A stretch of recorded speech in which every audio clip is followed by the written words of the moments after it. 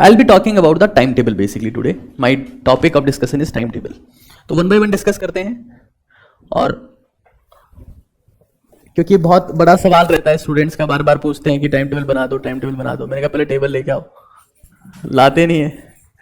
ठीक है, जो भी है. तो टाइम टेबल के बारे में आज बात करेंगे कि किस तरीके का आपका टाइम टेबल होना चाहिए और आप इसका साल भर इस्तेमाल करेंगे तो कुछ इसका मतलब है, अदरवाइज कोई सेंस वाली बात नहीं है. मैं आऊँगा, मैं आपसे डिस्कस करूँगा और आप इसका यूज़ नहीं करेंगे तो इट इज़ प्योरली सेंसलेस.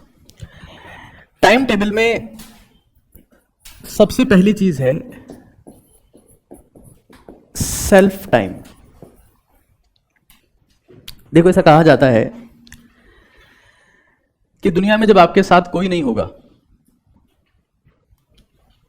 तब दो चीजें आपके साथ होगी. एक का नाम है करियर, एक का नाम है हेल्थ. मान लो अगर करियर भी आपके साथ में ना रहे तो एक चीज आपको जिंदा रखेगी और उसका नाम है हेल्थ. अगर आपके पास में हेल्थ है तो आप वापस फाइट कर सकते हो. लेकिन अगर आपने हेल्थ ही खत्म कर ली तो आपकी तैयारी का कोई मतलब नहीं है. मैं तैयारी के दौरान देखता हूं साल भर में कई लोग सूझ जाते हैं, कई लोग सिकुड़ जाते हैं. ऐसा नहीं करना है अपने को. We have to manage our self. That is the first most important thing. और अगर आप ये काम नहीं कर पाते हैं तो आप बहुत ज्यादा रिग्रेट करने वाले हैं. आप आजकल आप लोग सुनते होंगे ना, बहुत सारे इंसिडेंट ऐसे हो रहे हैं जो नहीं होने चाहिए, क्योंकि एक बच्चा इमेच्योर होता है थोड़ा सा, जो प्री मेडिकल की तैयारी कर रहा होता है, तो कुछ ऐसे स्टेप्स ले लेता है वो जिससे उसकी लाइफ ही खत्म हो जाती है. ये कौन लोग हैं? ये वो लोग हैं जिन्होंने टाइम टेबल तो बनाया 12 घंटे का, 15 घंटे का, लेकिन कभी सेल्फ टाइम इंक्लूड नहीं किया उसमें. तो आप चाहे पढ़ो मत पढ़ो, तैयारी करो मत करो, जो करना है वो करो, लेकिन सबसे पहले ये चीज आपको जिंदगी भर करनी है जो मैं बता रहा हूं. क्योंकि अगर तुम्हारी हेल्थ खत्म हो गई ना, जिसकी शुरुआत अब होने वाली है, 10वीं क्लास तक तुम फिट थे, 10वीं क्लास तक तुम्हें कोई समस्या नहीं थी, फिर चश्मा लगा, पहले आंखें खराब होती है, फिर माथा खराब होता है, फिर 2-4 की किडनी सूज गई, हाँ, फिर किसी के दिल टूट गए. तो स्वास्थ्य समस्याएं आपके साथ में बढ़ने लगती है समय के साथ साथ में, कई स्वास्थ्य समस्याएं आ गई. तो मैं आपको लिटरली बता रहा हूं कि सबसे पहले हमें सेल्फ इन्वेस्टमेंट, सेल्फ टाइम की बात करनी है. और वो कैसे कैसे करना है ये एक बार आप लोग देख लीजिए. सेल्फ टाइम की जहां तक मैं बात कर रहा हूं तो उसमें सबसे पहली चीज है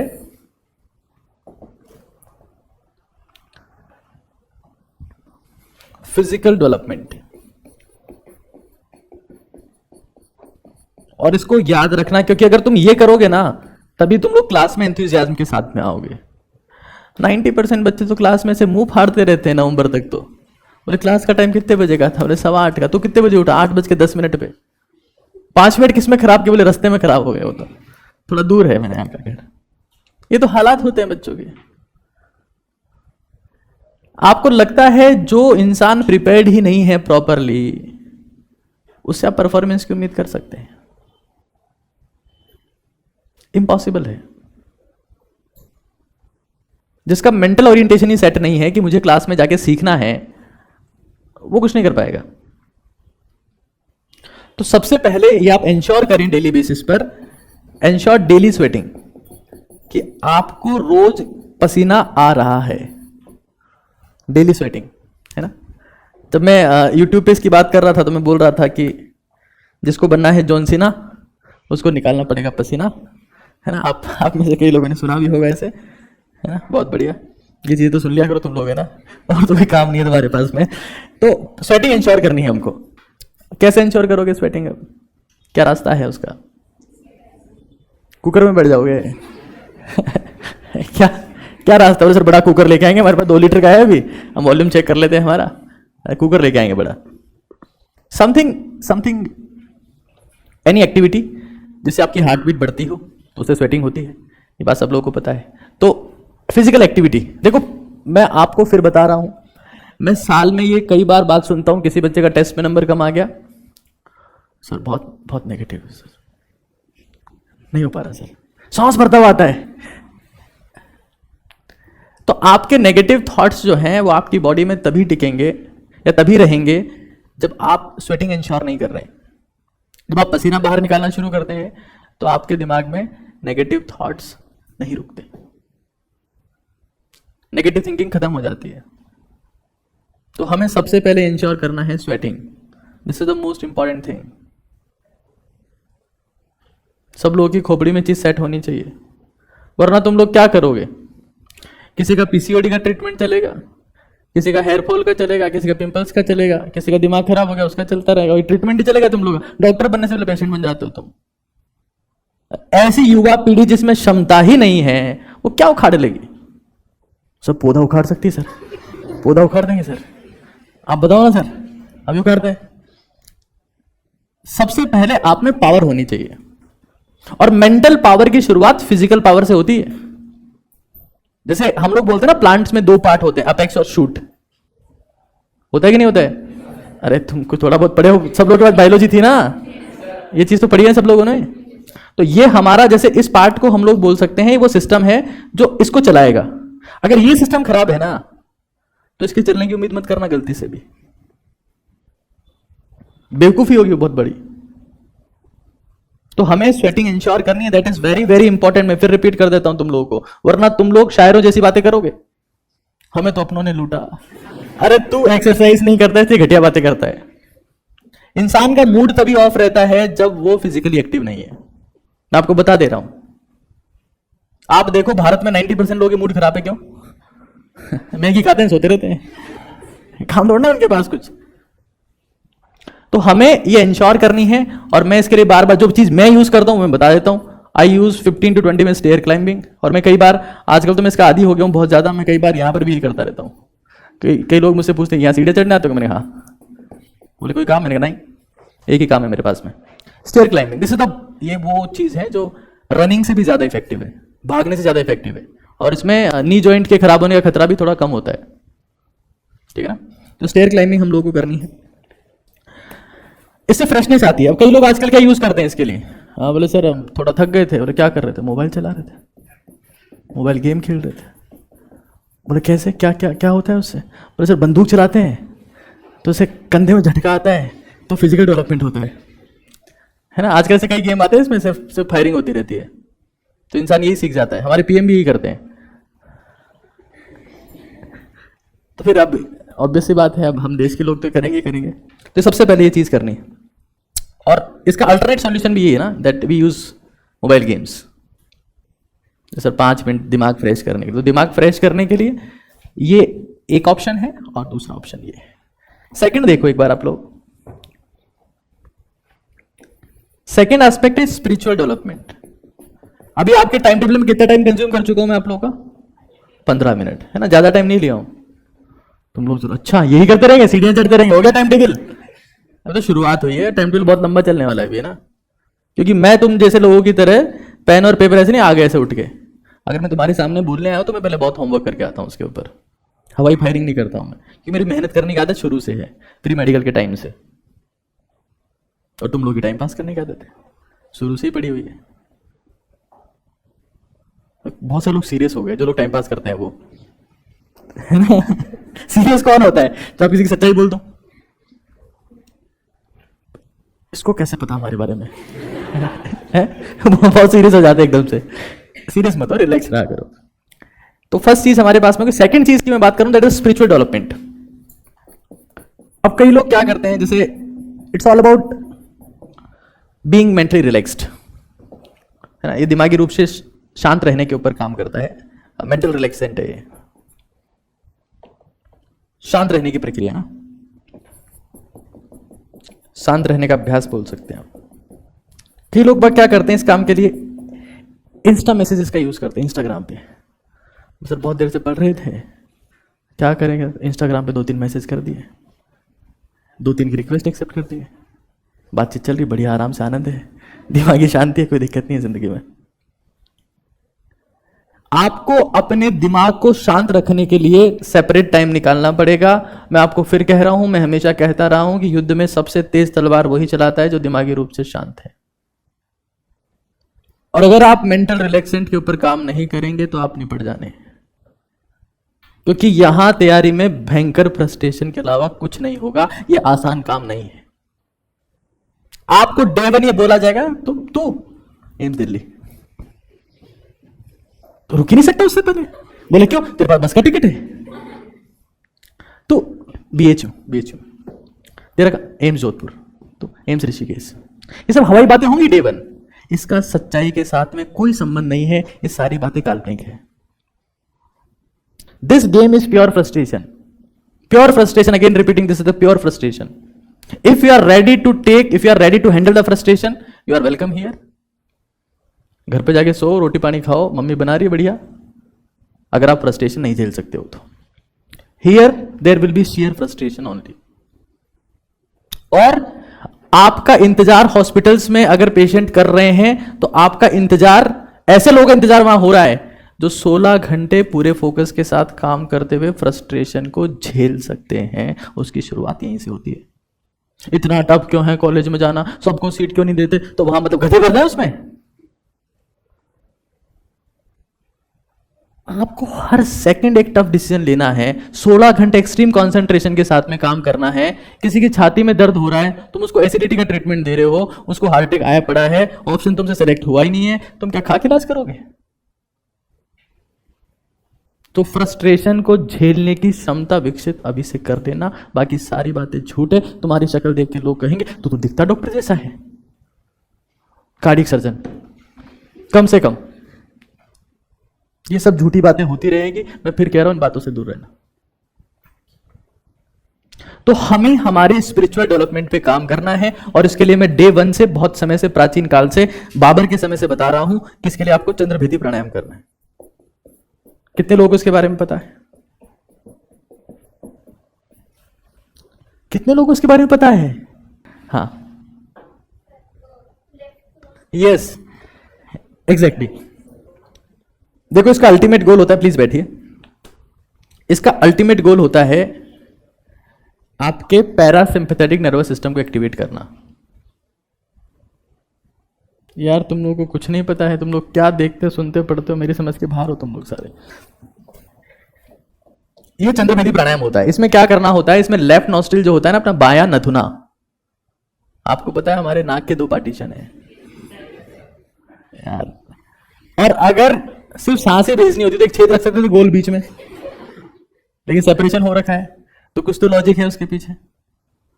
अगर आप अपने राइट नॉस्ट्रिल को बंद कर लेते हैं और लेफ्ट से सांस खींचते हैं, अभी नहीं खींचनी है, अभी बाबा रामदेव कोई नहीं बनेगा, और लेफ्ट से सांस खींचते हैं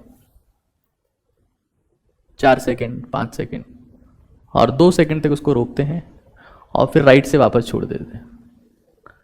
कभी भी आपका पढ़ने का मन नहीं हो रहा हो, कंसंट्रेशन पुअर हो, पढ़ने में इच्छा ही नहीं हो रही हो, आपके मन में ऐसी फीलिंग आ रही हो कि ये सब तैयारी व्यारी बंद कर दो, तो उस दौरान आपको ये प्राणायाम करना होता है। अगर आप चाहते हैं कि ऐसा कुछ हो ही ना, तो इसको रोज करना होता है। तो इससे आपका मन मजबूत होगा, आपका हमेशा पढ़ने का मन करेगा, आपकी पढ़ने की डिजायर स्ट्रांग होगी, और आप कभी भी पढ़ने से जी नहीं चुराएंगे। स्पिरिचुअल डेवलपमेंट का एग्जैक्ट मीनिंग यही है कि आप अपने गोल से डिस्ट्रैक्ट नहीं होंगे। इसका एक्चुअल मीनिंग ये है। इसका मतलब कमंडल लेके हिमालय की तरफ जाना नहीं है। और क्लास में आपका कंसंट्रेशन रहे,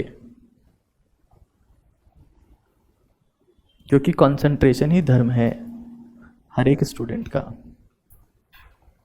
और तुम कंसंट्रेट नहीं कर सकते यहां बैठ के, तो तुम स्टूडेंट कहलाने लायक नहीं हो। मैं कई लोगों को देखता हूं, कोई कह रहा है जय श्री राम, कोई कह रहा है अल्लाह अकबर, कोई कह रहा है गॉड इज ग्रेट, कोई कह रहा है गुरु नानक साहब भी महान है, और पता नहीं कौन कौन सी बातें हो रही है। कोई कंसंट्रेशन की बात नहीं कर रहा। स्टूडेंट का धर्म तो कंसंट्रेशन है, उसकी प्रैक्टिस किसी को करनी नहीं है। 2 मिनट कंसंट्रेशन बनता नहीं है तुम्हारा, 3 मिनट बैठा दो तो उसमें 4 जगह ध्यान चला जाता है तुम्हारा। ऐसा कोई स्टूडेंट होता है? धब्बा हो स्टूडेंट के नाम पे। यहां क्लासरूम में बैठने के बाद अगर तुम्हारा ध्यान 1 मिनट भी कहीं पर चूकता है तो तुम स्टूडेंट नहीं हो। Practice the extreme level of concentration, because concentration is the foundation of all the greatest ever achievements, all the greatest discoveries, all the Nobel Prize, all the wonders that you can see in this world, they all are the product of concentration. और इसीलिए पढ़ाया जाता है लोगों को. अगर तुम लोग ऑफलाइन क्लासरूम में आके बैठे हो तो इसका सीधा मतलब यह है कि तुम्हें 6 घंटे एक्सट्रीम कॉन्सेंट्रेशन की प्रैक्टिस करनी है, और अगर नहीं कर सकते तो रहने देना.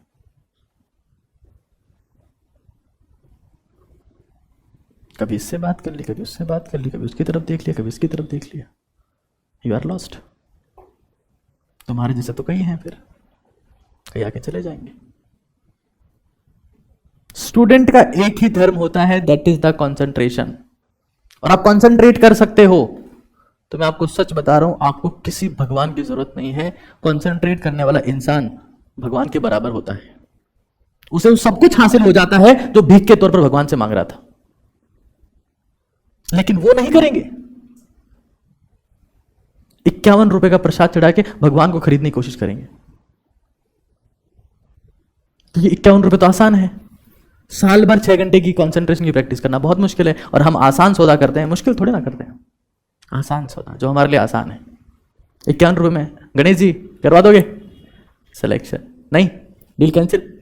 चलो मैं आपके बापूजी के पास जा रहा हूं, शिव जी के पास, 101 रुपए में. ऐसी बातें करते हैं हम लोग. Practice the concentration if you really want to achieve something. मैं जब इस क्लास में हूं तो मेरा पूरा कंसंट्रेशन आप लोग के ऊपर है और कहीं नहीं है. मैं मेंटली, फिजिकली, स्पिरिचुअली, साइकोलॉजिकली सिर्फ यहीं पर हूं. और जो मैं बोल रहा हूं वो मैं सुन रहा हूं. मेरे शब्दों के ऊपर मेरा पूरा कंट्रोल है. और मेरे पूरे 2 घंटे के दौरान शायद ही कभी ऐसा होगा कि मैं कोई गलती करूंगा. This is concentration. It will rarely happen that I will commit any mistake. लेकिन आप लोग हर 5 मिनट में डिस्ट्रैक्ट होते हो. देखो, मैं ये नहीं कह रहा हूं कि सब लोग अपनी जिंदगी में सक्सेसफुल हो जाएंगे 12वीं क्लास के बाद ही. नहीं होंगे, क्योंकि सीटें लिमिटेड है. लेकिन अगर आप खुद का बेस्ट निकालना चाहते हो तो आपको कंसंट्रेशन की प्रैक्टिस करनी पड़ेगी. और जो इंसान कंसंट्रेशन की प्रैक्टिस करना सीख जाता है, उसको आज नहीं तो कल अपनी जिंदगी में कुछ ना कुछ बेस्ट हासिल हो ही जाता है. और जिस दिन आपने अपनी जिंदगी में कंसंट्रेशन को इन्वॉल्व कर लिया, आप ये देखेंगे कि आपकी परफॉर्मेंस से आप खुद आश्चर्यचकित हो रहे हैं कि यार ऐसा कैसे हो गया, मैं तो इतना पढ़ा ही नहीं था. चंद्रभेदी प्राणायाम की प्रैक्टिस आप रोज कर सकते हैं, आते जाते, सोते जगते कभी भी कर सकते हैं. मैं इस प्राणायाम को कब यूज करता हूं? वैसे तो मैं आज के 2 महीने पहले तकरीबन 2-3 घंटे यही करता था. कोई काम नहीं था मेरे पास में, तो मैंने सोचा प्राणायाम कर लेते हैं. मैं प्राणायाम करने लगा 2-3 घंटे. अभी मैं क्या करता हूँ, जब रात को सो रहा होता हूँ, तब मुझे अगर मान लो नींद नहीं आ रही है तो मैं राइट नॉस्ट्रिल को बंद कर लेता हूँ और लेफ्ट से ही सांस लेता हूँ, तो मुझे बहुत अच्छी नींद आती है. आपकी क्लास में कंसंट्रेशन इसी बात के ऊपर डिपेंड करेगी कि आप कितना ढंग से सो के आए हो. कई लोगों को लगता है ना कि हम 4 घंटे सोएंगे और 8 घंटे पढ़ेंगे तो हम फोड़ देंगे. ये तुम्हारी गलतफहमी है. मैं कहूंगा 8 घंटे सो और 4 घंटे पढ़ो बहुत है. क्योंकि तुम्हारी जो लॉन्ग टर्म मेमोरी है ना, जिसे तुम लोग परफॉर्म करते हो एग्जाम में, वो सिर्फ सोने के ऊपर डिपेंड करती है. और उससे इंपॉर्टेंट बात ये कि अगर सो के आओगे तभी क्लास में बातों को ध्यान से सुन पाओगे. 6 घंटे यहां पर तुम लोग सत्यानाश करके चले गए, तुम्हारा ध्यान था ही नहीं, तुम्हें नींद आ रही थी, और फिर तुम खुद के टाइम टेबल को फॉलो करना चाहते हो जिसमें 3 घंटे की प्लानिंग लिखी हुई है. 6 घंटे तुमने बर्बाद कर दिए, और 2.5 घंटे के टाइम टेबल के लिए तुम सीरियस हो. और टाइम टेबल कब का सेट किया? रात को 1 बजे शुरू होता है, 3:30 खत्म होता है. मत करना ऐसा. नींद के साथ कॉम्प्रोमाइज करने वाला इंसान कभी परफॉर्म नहीं कर सकता. उसकी हर चीज डिसफंक्शनल होगी, प्रॉपरली काम ही नहीं करेगी. चाहे उसकी कंसंट्रेशन हो, चाहे उसकी बॉडी हो, चाहे उसका मूड हो, चाहे उसका फोकस हो, उसका कुछ भी प्रॉपर काम नहीं करेगा.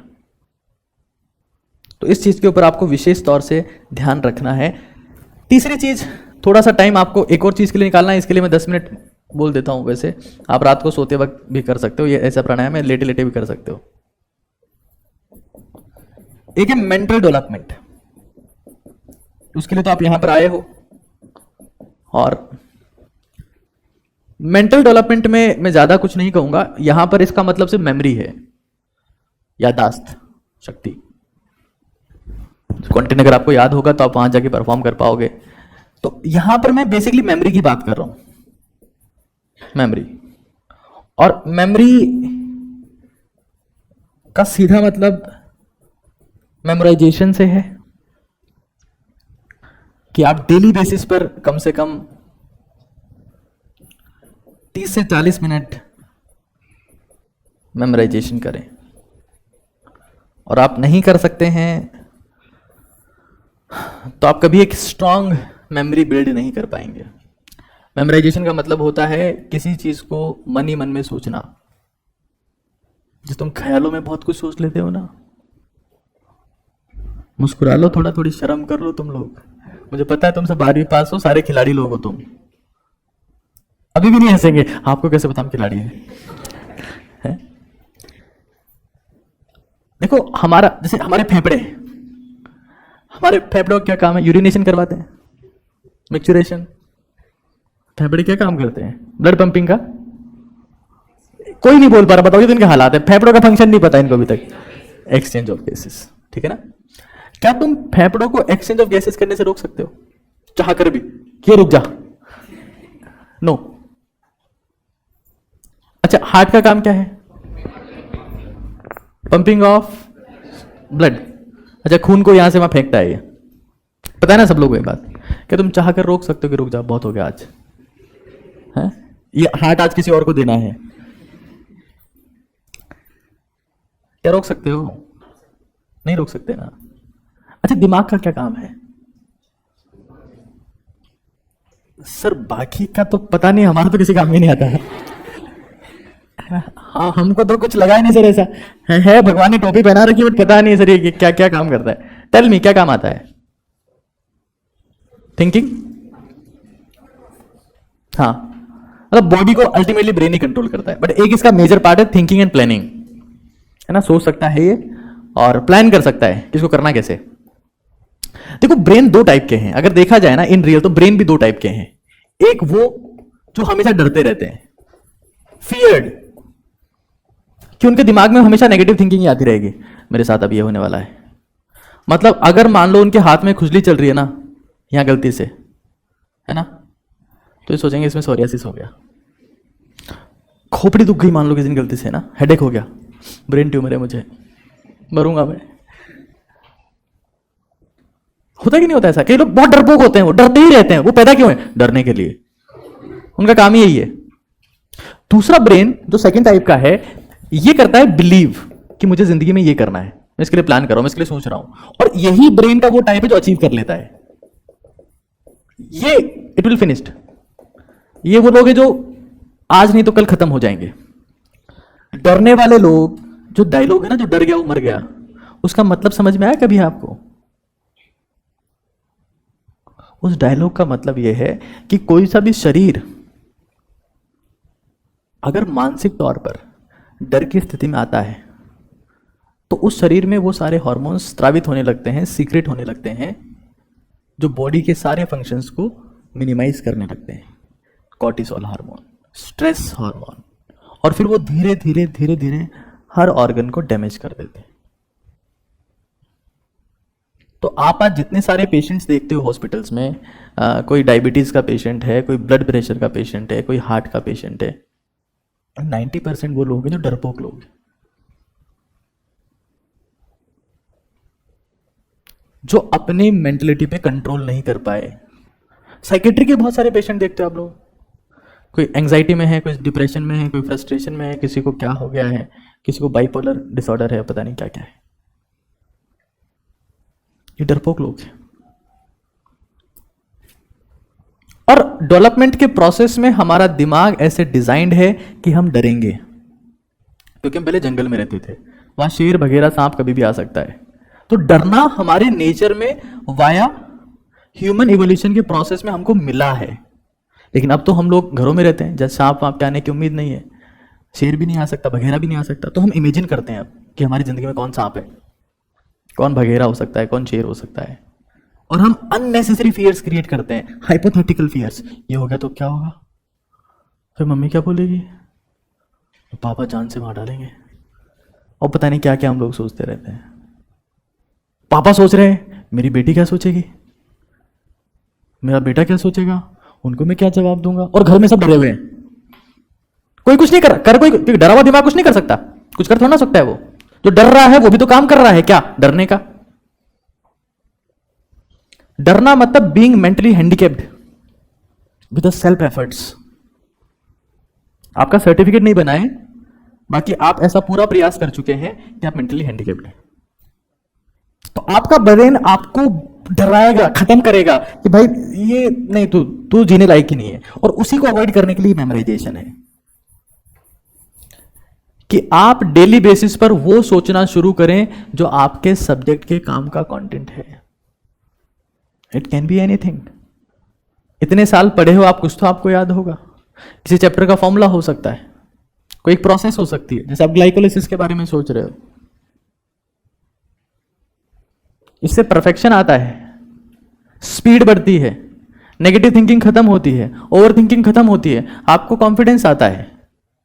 ये अल्ट्रा पावर है। कोई भी स्टूडेंट अगर इस चीज की प्रैक्टिस करता है, मैं लिटरली बता रहा हूं, सिर्फ ये एकमात्र ऐसी चीज है जो एक एवरेज स्टूडेंट को ब्रिलियंट बना सकती है। बाकी सब दुनिया में फर्जीवाड़ा है। दुनिया का कोई सा इंस्टीट्यूट ये बोल दे कि हम सेलेक्ट करवा देते हैं, या कोई ऑनलाइन क्लास ये बोल दे कि हम सेलेक्ट करवाते हैं, सब लोग झूठ बोल रहे हैं, खुले आम झूठ बोल रहे हैं।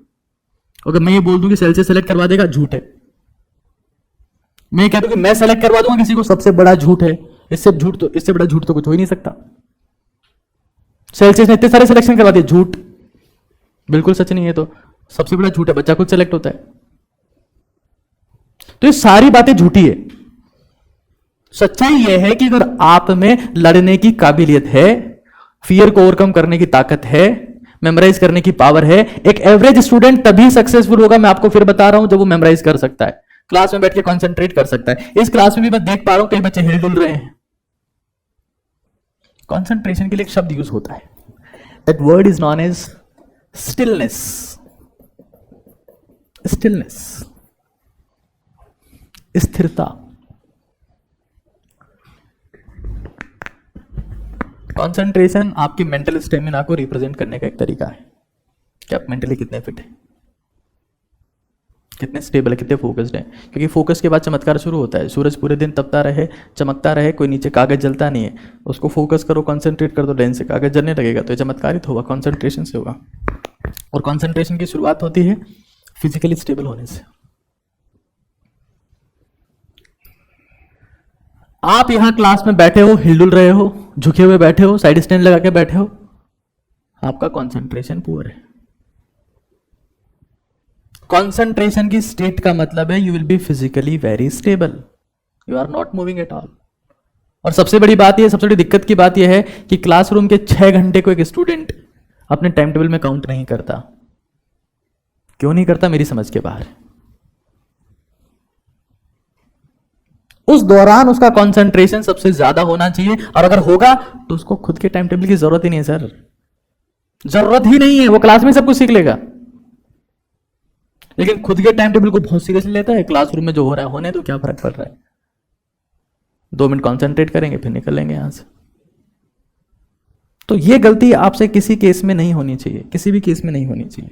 इस चीज को आप लोग दिमाग में सेट कर लेना।